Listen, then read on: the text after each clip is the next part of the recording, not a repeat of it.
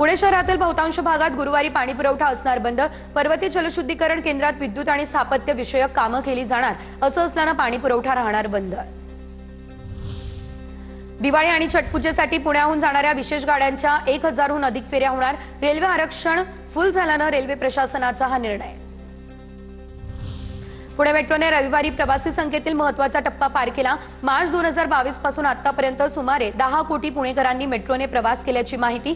कमी गाड्या असताना देखील टप्पा लवकर पार केला, मेट्रो प्रशासनाची ही माहिती।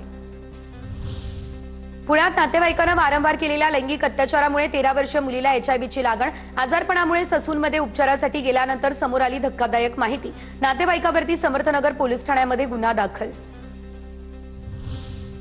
पुण्यातील रस्त्यावरती बेकायदा फ्लेक्ससह आता थेट प्रिंटर मालकावर देखील होणार कारवाई। पुणे पोलिसांकडून गुन्हा दाखल करण्याच्या हालचाली सुरू।